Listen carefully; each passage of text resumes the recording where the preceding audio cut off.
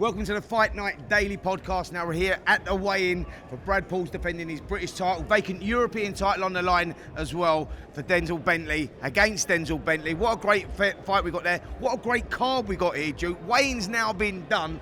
You know, what did you take from the weigh-in there? It all seemed quite calm, quite reserved, quite collected. Everyone seemed in good shape. Everyone's making weight, everybody's made weight, and everybody wants to fight. I don't want none of the small talk. I just want to get on and do the job now, Spence. It's not about the prep anymore. It's just about getting out there tomorrow night and doing the job. Duke, I want to talk a little bit about the main event. We've got a fantastic card here as well. You can catch it live on Saturday night, talkSPORT 2 from 6 p.m. Switch over to talkSPORT's main channel from 9 p.m. for all the main action. But Duke, I want to talk about the main event, Brad Paul's versus Denzel Bentley. Great fight, this one. Brad Paul's beat Nathan Heaney last time out, looked good in doing that, Stopped him in the 12th round, showed that he's got that engine to keep going. He went away from that first fight he had with Nathan Heaney. You know, he went away, they had that draw. He learned from it, come back and was a better fighter, but he's going in against someone now. All right, Bentley, yeah, he lost to Nathan Heaney as well, but that was a below-par performance. Couple of wins since then. But Bentley's a sort of different kettle of fish. He's been there, isn't he? He's like, you know, Janabek, he pushed him for the world title back in 2022, but it's a great fight, this one. I think Bentley's a bit more seasoned, if for the want of a better word, a bit more seasoned. But, you know, Paul's just come to fight. This is a real 50-50 fight. I don't even like 50-50 fights. Yeah. When they go 60-40, you like to go, OK, you know which one's going to win. But this one, these two are very, very evenly matched. So I don't really know who the winner's going to be. But whoever wins this fight is going to have to grind out a victory. Yeah, certainly. I mean, listen, Duke, tell us a little bit about what the fighters are feeling right now. We saw them at the press conference yesterday. They were still a little hydrated and whatnot. Reality started to kick in. But today, when you get on the scales, you've been drying out a little bit. You get a little bit edgy. I mean, tell us a little bit how the fighters would be feeling there. Well, right now, like you said, they're going to be edgy. They're not really going to want to talk. They want to have made weight and they want to get away.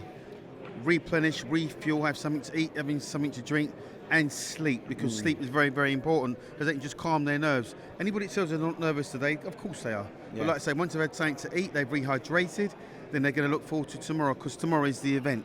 Yeah, listen, I'm looking forward to that main event. I'm looking forward to the undercard as well. You know, Solomon Dacre's putting his English title on the line against David Adeleye. Adelaye's first fight since that loss to Fabio Wardley. That's a really exciting one as well. Sam Noakes, Sean Noakes also on the build. Make sure you guys tune into that one. But Duke, I want to switch our attention a little bit here. Why I've got you, Duke McKenzie, free weight world champion. Need your opinion on this, mate. What's that? Alexander Usyk, Tyson Fury too. Revisit we've got again? We've got to revisit it, mate. I want a little breakdown here. Can Fury do it? You know, I think we've done a little tactics piece today. Yes. I'm going to tell you, Shane McGuigan, a little bit sore in the old ribs, mate. Really? Yeah, got a little bit physical. Got a little bit physical, mate. Got a little bit physical. I was playing Alexander Usyk because I was smaller of the two, and he was showing me how Tyson Fury could. All right, keep you at bay. Mate, the neck's a little bit sore and all. Oh, that's all you need. Yeah, so we've done the tactics piece today. I think that's out next Wednesday, actually. That's a brilliant little breakdown. Head guards with the cameras in, and you really see what's going on. We got quite physical on that one. I wanted to get your take on that, mate, on what you think of the fight, and can Tyson Fury, right the wrongs on the last one? Listen, you can never say never, but I can't see Fury doing anything different in this second fight that he didn't do in the first fight. As I've said before, if he thinks that putting on weight is going to be bigger and make him better, in my opinion, as a former boxer, and you'll be able to tell me the same thing, putting on weight doesn't necessarily make you a better fighter. Yeah. Going into another fight against a guy that's already beaten you once before. If I'd have been Fury, I'd have kept my weight exactly the same as it was before, and obviously changed my tactics. But I don't see that he's putting on weight and bulking up is going to make him stronger. It's not. It's going to make him slower. He's going to tire quicker. Usyk knows he can hurt him. Yeah. So with that in mind, he's going to go after Fury and make him work. And that extra weight that he's going to be carrying is going to tire him out, which means Usyk will get to Fury a lot quicker. I mean, it's an interesting one, isn't it? Because Alexander Usyk's 36. Alexander Usyk's 38. Tyson Fury's 36, but Usyk's actually the fresher of the two. Yeah. I think that comes down to lifestyle, Duke, doesn't it? Like, of course, blowing up in weight, coming up and down, etc. Usyk's lived that life, man, and now you can tell that. You've hit the nail on the head there, Spencer. It's all about your lifestyle. A lot of fights are won and lost during training camp. It's what you've done before the lead up to the fight. So if you're going to keep ballooning up in weight and not living the life, eventually it will catch up with you when you come up against an elite fighter. as this case with Alexander Usyk, who is an elite heavyweight. Yeah. You know, I think that we talked about it before with Fury and Usyk and who establishes that jab first. But actually, Usyk come out and the smaller guy took the jab away from Tyson Fury, and that was a big problem for Fury at the start of the fight. Well, that's exactly what I said. You know, Usyk can use Fury's weight and his size advantage to his advantage and take that away from him and make him fight harder. Do you see what I mean? Yeah. And when you know what you're looking at, it's not really that hard to work out. You know, Usyk's tactics has to be to set a quick pace. If Fury can't main the pace, then he fades and he's not going to be able to sustain it. So he's going to get found out at some point. I mean, listen, I want to talk a little bit about, you know, people are saying if Fury can discover some of that, you know, that old flair that he had, go back 2015 when he beat Klitschko, you know, out in Germany, and you still look at that performance and you go, that was all about Fury hustling him out there, the legs were good, he was moving around. All right, he's not going to be the same fighter now when we fast forward, you know, 9, nearly 10 years from then. But the big question mark remains is, if Fury can rediscover that foot movement, that can get him in trouble and out of trouble, that might be the difference in winning and losing in this one. Can he rediscover that? He can rediscover it for a few rounds, but he can't sustain it. Right, and this is all about sustainability. 12 rounds is a long time. 36 minutes, competitive action. He's got to be on his game. He won't be able to do it for 36 minutes, which means he gets found out. Well, listen, I've got to bring in a special guest here, actually, just quickly. Mr. Paul Dempsey. Mr. Paul, we got two. Hold on a minute. We got you take Paul. I'll take Paul. I'm going to take the big man. I'm going to take the big man. Well, I'm going to take the big man in, Mr. David Adeleye. David, how are you, my man? Good. How are you? How are you? Yeah, I'm very. I feel a lot better that you're on my side here now. You know, yeah. How are you feeling, mate? Yeah, I'm good, man. Look, ready to rock and roll now. Talking's done. We've got 24 hours left, and yeah, man, I'm ready to have some fun. Why have you been out the ring for 14 months since that loss to Fabio Wardley? What's the reasons behind that? Look, we had to obviously do certain things. I was training. I was always in the gym. Injuries came.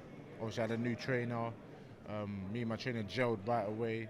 It was meant to initially fight back in summer, but like I said, look, injuries happened, and went to go see some specialists, got it resolved, and now we're back. So you're with Adam Booth now, right? Yeah, with Adam Booth. Yeah, well, that's a great listen tactically, Duke, and Paul, I'll bring you in on this one as well. Adam Booth, we've known for a long time. Great trainer, great tactician, you know, student of the game. Interesting innovation on all fronts. Hello, everybody. I'm just reuniting with my old... listen, we're together every day pretty much, but my old buddy here, my dear friend, Duke McKenzie, we've not seen each other probably for 10 years, have we? At least. It's an aside. To your point, what's interesting me most is to know that he'll definitely be in the corner tomorrow night. Yeah. Because how much time have you spent over the last 3 months, David, in the way that Spencer describes, where he's so analytical, he'll take fighters aside for an hour, discuss your footwork as a specialist subject, won't he? He'll spend a week doing that. Definitely. Adam, but all of that stuff. So translating that to fight night can be a new experience for you tomorrow, I think. So how do you feel about that element to it? Definitely, but in the gym, we've kind of implemented fight night type scenarios where we can be in certain situations and things can be like this. And that's him all over. Yeah, we've kind of basically experienced it. So tomorrow's not going to feel like it's the first time I've done it. You know, it's not my first rodeo. I've been in there before as well. And look, I know what Adam wants, and Adam knows what I want. We kind of know each other. We've been there, man, many times. Listen, Adam was really discovered as a trainer when he was working with David Haye, and we remember how athletic David Haye was, how explosive he was, and how talented he was. Now, we saw the relationship between him and David. Now, we know you're very, very explosive and you're fast starting and whatnot, but have you been working on that? Because I know you're very athletic as well. Have you been working on that sort of stuff like David Haye was doing, and that similar sort of style where he's very explosive, good movement, etc.? We'll see tomorrow. Look, I don't want to Your give face tells me. Your face tells me something. He doesn't want to give nothing away. Yeah. He's a smart guy. You can tell. Yeah. We'll see and tomorrow. He's in shape. That's it. Oh, he's in shape, man. That's the main thing. Absolutely. I'm For you, ready. that's a bare minimum requirement. You're still in shape now. aren't you? Yeah, exactly. And he's solid too. Well, listen, a happy fighter is a dangerous fighter, mate, and you certainly look happy, mate. And I am. we're looking forward to enjoying seeing this. you back in the ring. Thank you, man. It's a pleasure. A restart, See you boys David. tomorrow. Thank See you. you, champ. Definitely. No See you tomorrow. Good luck. See you tomorrow. Good luck. Thank Good you. luck. Yeah, Paul. So let's Is just it quick predictions? Well, or quick thoughts? yeah, let's Forgive me, just- I've got another assignment tonight. Yeah, just forgive quick me. thoughts on the Magnificent Seven as a whole. I mean, the main event obviously is a brilliant contest and a great undercard as well. Loving the concept completely. The matchmaking looks top draw, which is all we can really ask for, especially in the heavyweight division. Yep. I think it'll be a cracker of a middleweight fight, personally. Yes. I think Paul's is underrated. You both had moments in your career when you are the A side, if you like, to put it like that. But when the B side character in the fight has had a long, hard road even to get a moment in the limelight, very often they don't want to give it up. And I think, to use a boxing phrase, there's a lot of dog in Paul's. I really believe that. I'd be very... If Bentley connects early the way he can, I think he knocks people out in world title fights. So that's a big problem for Paul's, obviously. He knows he's got to be mega careful tomorrow night in the early rounds. And I think their strategy, a lot of people tell me he'll come to him. He might try and put pressure on him and close the space, but I think their paramount thought, Spencer, is going to be that they do not offer a target. The last two guys who got sparked in the early round 1 or 2 by Bentley, and there's 13 in all inside 2 rounds, they were casual defensively. And that is a game finisher with this guy. Because I think for sure Bentley understands just how, this is the absolute crossroads fight of his career now. Well, you can because say that, if he unravels for whatever reason again, and it has happened, then he's consigned to European level at the very best. But there's a big pathway out there for him to get right into the world title fights. Brilliant. I'll stop there because I'm running out of my knowledge compared to these Listen, two. you aren't running out of any knowledge. It's just an absolute pleasure and a privilege to have Paul Dempsey here. You're going to get the photo as well. He's got them. Ed's slacking a little bit. Really looking forward to this one tomorrow. Absolutely. Can't wait. And listen, it's been a TNT pleasure, Paul. Sports. Thanks, Paul. It's been a Here's my pleasure. buddy Spencer It's been a Oliver, pleasure. And one of my God bless, mate. all-time Thanks, mate. favourite people. Thanks, Paul. I love you too. Yeah, thank you, mate. Thank you. Paul. Brilliant. See you Listen, soon, mate. that was a great breakdown there from Paul Dempsey. He knows his stuff, mate. Nobody does it like Dempo. No, He's no. right up there for me. I think we need some more Dempo on talkSPORT, don't we? I think we need some more I think Dempo on we talkSPORT. need some more Duke McKenzie and some more Dempo on talkSPORT, mate.